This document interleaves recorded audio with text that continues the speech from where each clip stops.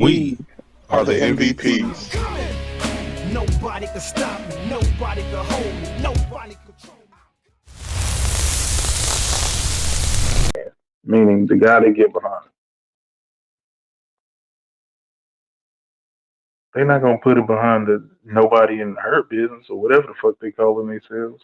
They old. They did. They. What? It's good for them to be So are there, you put some people over. okay? But I'm So not gonna so sit here and be like, I'm yeah, gonna, I'm gonna have you I'm gonna have you I'm gonna have you like go back what? over that. Like the Hurt. So you just don't like the Hurt Syndicate in general. Like they should just stay in WWE. They shouldn't have came here. It's a cool faction to have, but what are you really gonna be able to do with it? Like realistically, I would have liked to have seen them stay in WWE and have a program with the bloodline, a good solid program with them.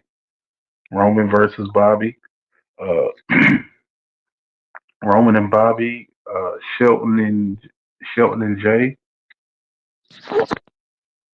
uh, MVP and Jimmy.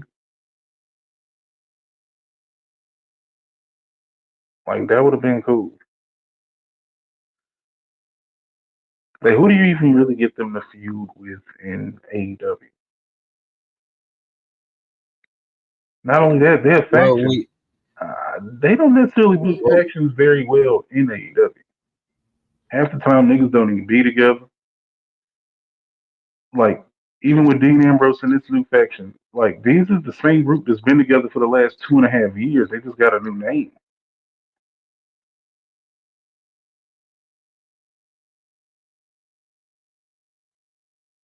This is Blackpool Combat Club villain style,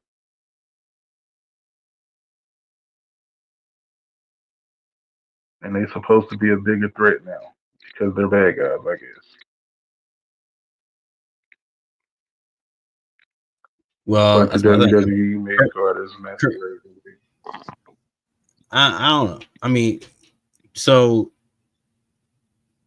I think either way you put it, I think they're still well used regardless of the company. So whether they stayed in WWE and had a feud with Bloodline, or whether they stay, or whether they come to AEW and they have their matches with Swerve and Okada and like the other people like that. Like I think you can still get your same point across with either one.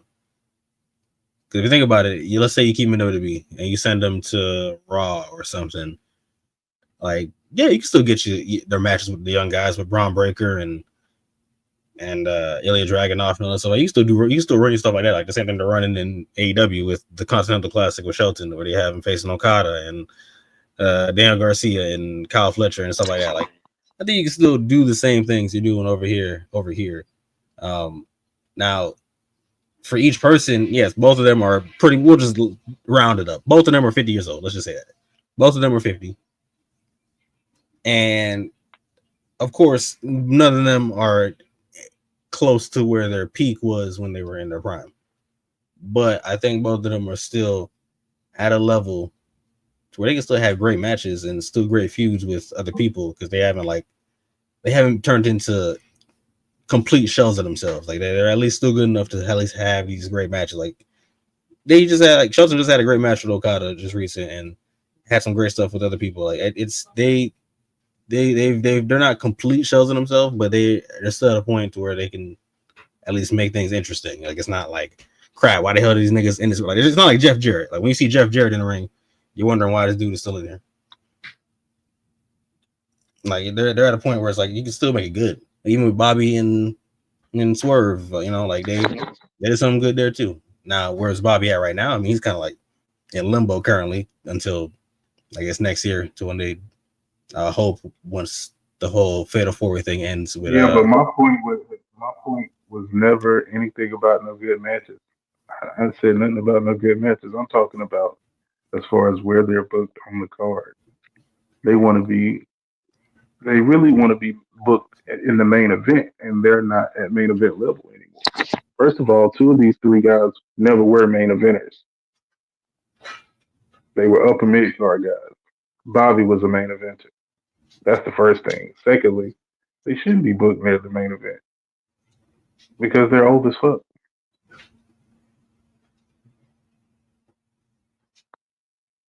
I feel like once you start hitting them types of ages, it's time for you, and especially when they got proven younger talent they can push.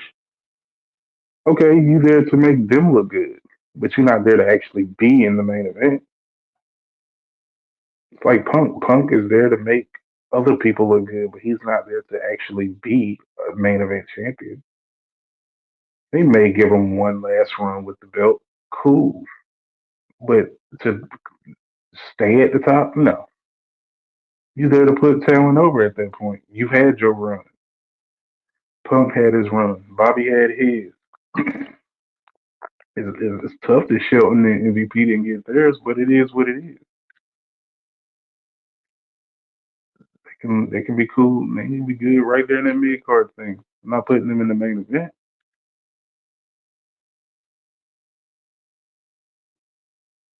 For what? They don't even book bigger wrestlers in the main event. When the last time you seen a big wrestler in the main event of an AEW show? Like at in meaning and size. Exactly. Uh, can't Meaning say that I somebody will. 6'1" or taller, 6'1" or taller, over let's say 250.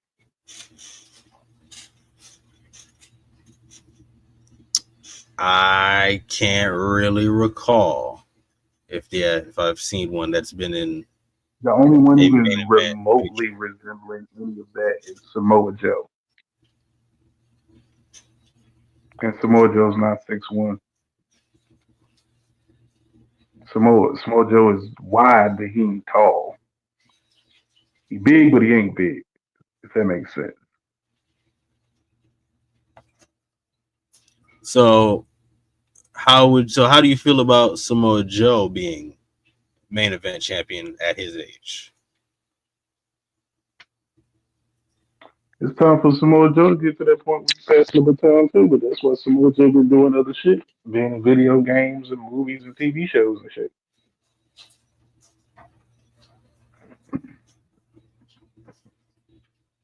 Joe is moving on to other things, which he should. He's earned it. He deserves it, and I'm happy for him.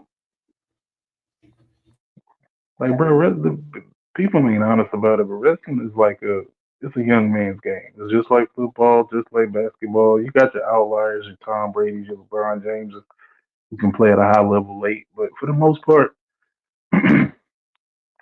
you get your run at the top, and then it's pretty much over with.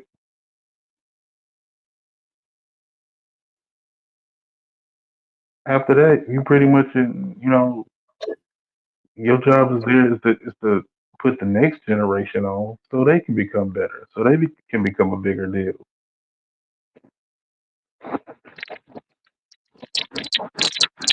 Okay, I feel you. Okay, I mean, I feel you on it. I think both. I feel like I wouldn't even say wrestling both. fans I think complained about that for so long in wrestling, especially when it came to John Cena. He keep putting down the younger people. He won't let the younger guys get over. Won't let the younger guys get over. Then you at a time period now where you got a bunch of young dudes who can get over and get to the next level if the old niggas put them over. And all these clown ass fans still clamoring for the old niggas. Make it make sense. So you didn't have a problem with an old wrestler getting over, you just didn't like John Cena.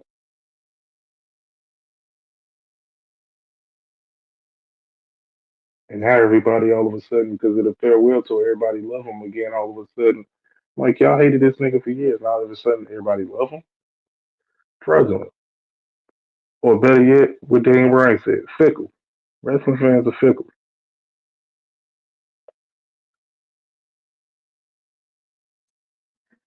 I do agree on that. Kudo, what's your take on this? All right, Kudo got duffel bagged into a trunk. Okay, well. Characters welcome. Hey man, characters welcome. On USA, characters welcome.